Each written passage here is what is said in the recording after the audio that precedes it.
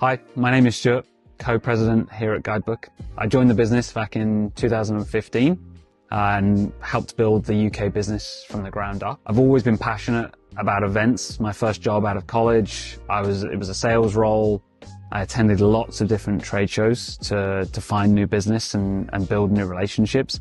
And I realized then how special in-person events are. And so I'm very, very proud today to lead the business across the globe and to support our growth within the events industry, the education industry, supporting associations, and really getting the power of mobile into people's hands. Hi, I'm Nathan. I'm the Event and Community Manager here at Guidebook.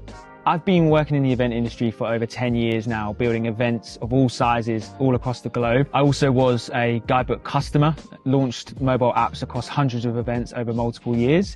And more recently, I've been leveraging the power of community for the event industry, but also within tech.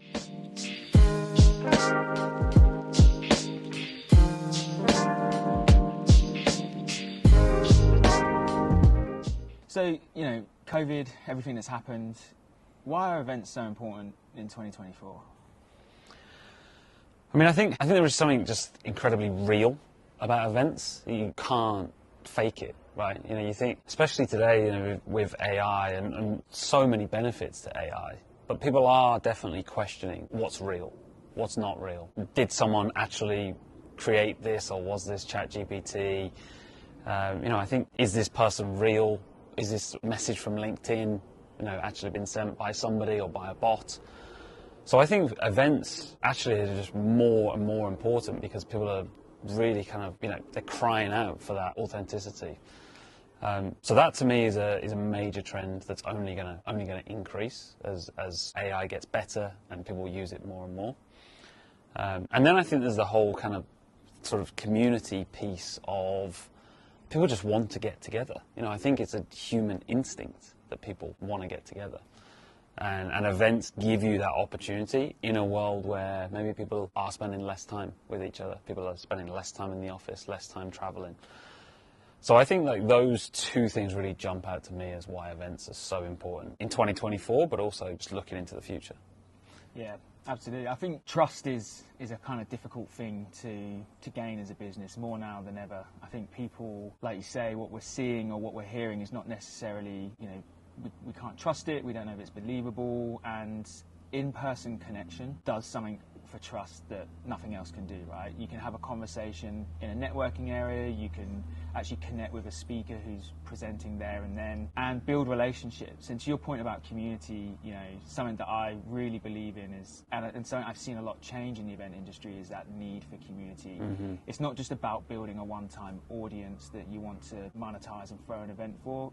Event organizers are really thinking about how do I nourish this community? How do I look at this in a different way? And not just run large conferences, but think about micro event strategies that can kind of deepen relationships in more localized groups, because people can travel less at the moment, costs have gone up, and I think that's where events can really flourish. Yeah. I think events have always been important, but important for different reasons, and those still stand. People go to events to learn, but people want to learn in a different way now, and I think that will only, as you said, continue to flourish over the next kind of coming years as technology really takes hold. Yeah, I think there is just that kind of special, sort of irreplaceable feeling that you can get when you meet someone in person. I can think of customers who came to events that Guidebook hosted 9 years ago. They're still a Guidebook customer today. I could give them a call, I could chat to them. I follow some of them on Instagram. There's a relationship that we have that would not have happened, I don't believe, if we hadn't spent time together in person. Whether it was us hosting beers or going on a boat down the Thames or running an educational workshop. We actually got time with people and got to know them. I just do not believe that you can recreate that virtually. Not that virtual doesn't have its place, and Slack and other ways to engage communities, they have their place, but I don't think you can build the same bond as you can when you actually meet someone. No, 100%, and that's what everyone says, right? We did that in COVID. We had to. We were forced to go virtual. And you can absolutely do the thought leadership, the education, and kind of access those resources virtually, but interaction, networking, engagement, you can't do that from your computer, right?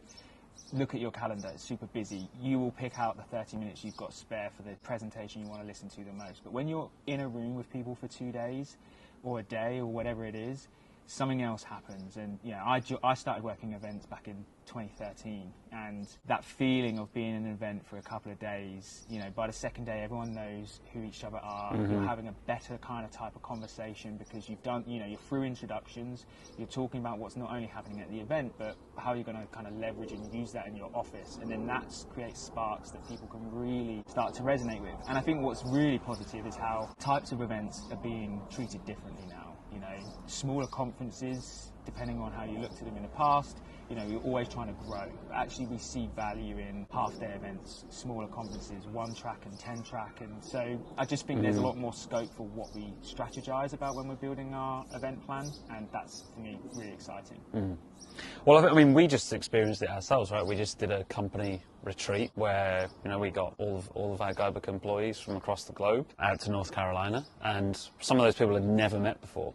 And some of those people had, they'd slacked each other, they'd worked on Jira, they'd been on email chains for years and years, some of them. And getting them together, getting them to spend time having fun and working has definitely, coming out of it, I believe, increased productivity, increased connection, strengthened the culture. I think there's so many examples of how events are growing in importance strategically for companies and organizations. Absolutely. And I think it's exciting to see how that continues to develop, not only this year, but like you say, into the future. Yeah, events are going nowhere. I think events are changing and evolving, but they are here to stay.